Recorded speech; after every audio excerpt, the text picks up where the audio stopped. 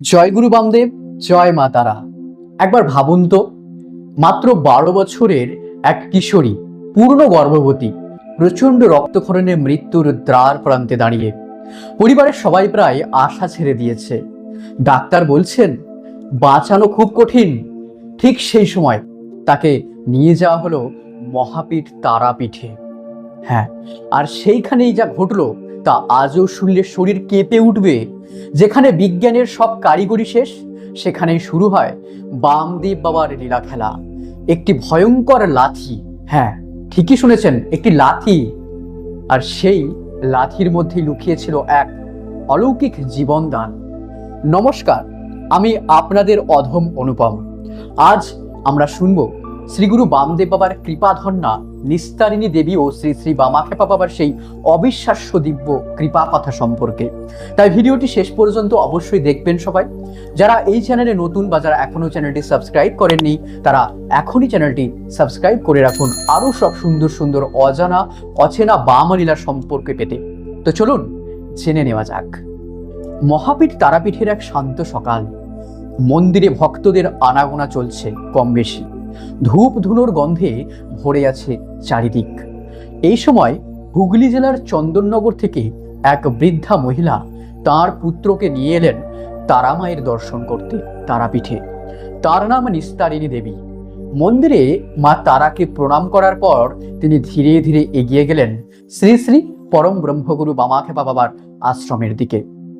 বামদেবের শ্রী বিগ্রহের সামনে দাঁড়াতেই তার চোখ ভিজে উঠল, কারণ এই আশ্রমের সাথে জড়িয়ে আছে তার জীবনের সবচেয়ে বড় অলৌকিক ঘটনা। তিনি ধীরে ধীরে ডুবে গেলেন সেই 1 শতাব্দী আগের স্মৃতিতে। সালটা ছিল 1910।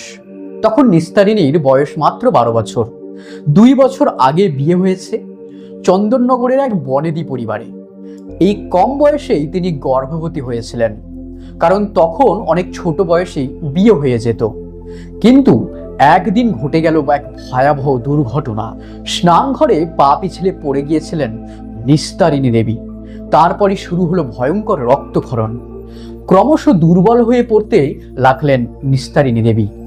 শরীর থেকে এত রক্ত বেরিয়ে গিয়েছিল যে প্রায় অচেতন হয়ে পড়েছিলেন তিনি। পরিবারের সবাই তো ভয়ে কাঁপতে লাগলো। অবশেষে ঠিক করা হলো তাকে নিয়ে যাওয়া হবে কলকাতার হাসপাতালে। ডাক্তাররা চেষ্টা করবেন রক্ত দিয়ে মা ও বাচ্চাকে বাঁচাতে।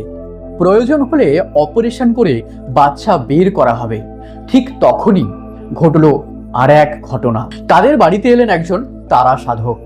তিনি এই পরিবারের অত্যন্ত শ্রদ্ধেয় একজন ব্যক্তি। সব কথা শুনে তিনি তখন বলেছিলেন, কলকাতায় নয় বা কোনো হসপিটালে নয়, যদি মা ও বাচ্চাকে বাঁচাতে চাও তাহলে এখনই নিয়ে যাও মহাপীঠ তারাপীঠে। সেইখানে আছেন শিব স্বরূপ মহাযোগী ভৈরব শ্রী শ্রী বামাখ্যাপা বাবা। তিনি অসংখ্য মানুষকে মৃত্যুর মুখ থেকে ফিরিয়ে এনেছেন, করেছেন অসম্ভবকেও সম্ভব। এই কথা শুনে পরিবার দ্বিধায় পড়ে গিয়েছিলেন, কিন্তু শেষ পর্যন্ত মায়ের কৃপায় তারা সেই সিদ্ধান্তই নিয়েছিল, তারাপীঠেই যাওয়া হবে। এমন সেই সময় তারাপীঠ যাওয়া খুব কঠিন ছিল। চন্দননগর থেকে ট্রেনে এসে নামতে হতো মল্লারপুর স্টেশনে। তারপর প্রায় 3 মাইল কাঁচা রাস্তা যেতে হতো। মাঠের পথ, ধুলো উড়ছে, চারিদিকে নিস্তব্ধতা। অসুস্থ নিস্তারিণীকে পালকিতে শুইয়ে নিয়ে যাওয়া হলো মহাপীঠ তারাপীঠে। অবশেষে পৌঁছানো গেল শ্রী শ্রী বামাখ্যাপা বাবার আশ্রমে। বামদেব বাবা বসে আছেন তার 8 চালা ঘরে। চারপাশে কয়েকজন ভক্ত শিষ্য, কেউ বা দাঁড়িয়ে কেউ বা বসে। নিস্তারিণীকে এনে শুইয়ে দেওয়া হলো বামদেবের সামনে। শরীর প্রায় সাদা হয়ে গেছে, রক্ত শূন্য, কথা বলার শক্তি পর্যন্ত নেই তার। মৃত্যুর ছায়া যেন চারিদিকে ঘিরে আছে। সব কথা শুনে ব্রহ্মগুরু বামাখ্যাপা বাবা কিছুক্ষণ চুপ করে বসে রইলেন। সবাই তাকিয়ে আছে তার দিকে, কারণ এখন 2টি প্রাণের ভাগ্য নির্ভর করছে সম্পূর্ণ বাবার ওপরে। হঠাৎ খ্যাপা বাবা রেগে উঠলেন। প্রচন্ড ভৈরব মূর্তি ধারণ করে তারামাকে উদ্দেশ্য করে বলতে লাগলেন, তারা বেটি শালা বদ, সব ঝামেলা বাদিয়ে এইখানে পাঠিয়ে দেয়, শালা নিজে কিছু সামলায় না। সবাই ভয়ে কাঁপতে লাগলো এই কথা শুনে। তারপর বামাখ্যাপা বাবা উঠে দাঁড়ালেন, তীব্র দৃষ্টিতে তাকালেন ওই নিস্তারিণীর দিকে, আর হঠাৎই হঠাৎই প্রচন্ড জোরে লাথি মারলেন তার পেটে। নিস্তারিণী দেবী ছিটকে পড়লেন কিছুটা দূরে। চারিদিকে চিৎকার পড়ে গেল। সবাই ভাবলো এবার হয়তো নিস্তারিণী মারা গেল, আর নেই। কিন্তু মুহূর্তের মধ্যে ঘটল এক আশ্চর্য ঘটনা। নিস্তারিণী দেবী উঠে বসে বললেন, আমার শরীরে আর কোনো কষ্ট হচ্ছে না, আমি সম্পূর্ণ সুস্থ। কি মিরাকেল! সবাই অবাক হয়ে দেখলো রক্তক্ষরণ সম্পূর্ণ বন্ধ, শরীরে শক্তি ফিরে এসেছে। আসলে বাথরুমে পড়ে যাওয়ার সময় পেটের ভেতর বাচ্চাটি উল্টে গিয়েছিল। বামাখ্যাপা বাবার সেই লাঠির মধ্যেই বাচ্চাটি আবার ঠিক জায়গায় ফিরে যায়। তারপর পরম ব্রহ্মগুরু বামাখ্যাপা বাবা একটু মৃদু হেসে বলেছিলেন, তারা মায়ের কৃপায় আর ভয় নেই, ওকে নিয়ে তারামার মন্দিরে গিয়ে পুজো দাও। কয়েকদিন পর ওর পুত্র সন্তান হবে গা, ভালো ছেলে হবে। সবাই আনন্দ ভরে উঠল। সপরিবার মিলে তারাপীঠ ভৈরবকে প্রণাম করে ও তারামাকে প্রণাম করে বাড়িতে ফিরে গিয়েছিলেন। তারপর কয়েকদিন পর সত্যি নিস্তারিণী দেবী একটি সুস্থ পুত্র সন্তানের জন্ম দিয়েছিলেন। পরবর্তীকালে সেই পুত্র জীবনে সুপ্রতিষ্ঠিত হয়েছিলেন। আর নিস্তারিণী দেবী প্রতিষ্ঠা করেছিলেন ঋষরার নিস্তারিণী কালী মন্দির। তো বন্ধুরা, মহাযুগীদের লীলা সাধারণ মানুষের বোধের সম্পূর্ণ বাইরে। শ্রী শ্রী পরম ব্রহ্মগুরু বামাখ্যাপা বাবার সেই এক লাথির মধ্যে লুকিয়েছিল মায়ের কৃপা ও জীবনের আশীর্বাদ।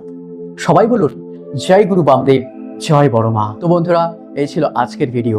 এই ভিডিওটি আপনাদের কেমন লাগলো তা কিন্তু নিচে কমেন্টে জানাতে একদমই ভুলবেন না। সবাই কমেন্টে লিখুন, ভক্তি ভরে প্রেমানন্দে মন খুলে লিখুন, জয় গুরু বামদেব, জয় জয় মা তারা, ওম শ্রী দুর্গা, জয় বাম তারা। ভিডিওটি যদি ভালো লেগে থাকে তাহলে অবশ্যই লাইক করবেন, কমেন্টে আপনার মতামতটা জানাবেন, কারণ আপনাদের মতামত আমার কাছে আমাকে উদ্বুদ্ধ করে ভিডিও তৈরি করতে। এবং আরো সুন্দর সুন্দর বামাখ্যাপা বাবার লীলা আপনারা পেতে চান কিনা, বা কোন টপিকের ওপর আপনারা ভিডিও পেতে চান, তন্ত্র, তারাপীঠ, ব্লগিং, সমস্ত রকম বলবেন, আমি তৈরি করব। জ্যোতিষ যদি চান সেটাও বলবেন, তৈরি করব, কোনো সমস্যা নেই, ঠিক আছে। এই ভিডিওটি যদি ভালো লাগে তাহলে লাইক করুন। আর তারামা এবং শ্রী গুরু বামদেবের লীলা কথা প্রচার এবং প্রসারের জন্য একজন সনাতন এবং একজন শাক্ত হয়ে তো আমরা এটা শেয়ার করতেই পারি, তাই না? তাহলে ভিডিওটি শেয়ার করে দিন। আর দেখা হচ্ছে পরের ভিডিওতে। যারা এখনো এই চ্যানেলটি সাবস্ক্রাইব করেননি, আর কতবার বলবো, প্লিজ সাবস্ক্রাইব করে দিন। শুভ মুহূর্ত, সাবস্ক্রাইব করে দিন। তারামা এবং গুরু বামদেব বাবা আপনার মঙ্গল করবে। তো দেখা হচ্ছে পরের ভিডিওতে, আবারও কোনো এক নতুন ভিডিও নিয়ে, আবারও কোনো এক সুন্দর বাম লীলা নিয়ে, আবারও কোনো এক অদ্ভুত, অজানা, অচেনা, রহস্যময় ভিডিও নিয়ে। সবাই ভালো থাকবেন। এই ভিডিওটি শেষ পর্যন্ত দেখার জন্য হৃদয় থেকে ধন্যবাদ। জয় গুরু বামদেব, জয় মা তারা।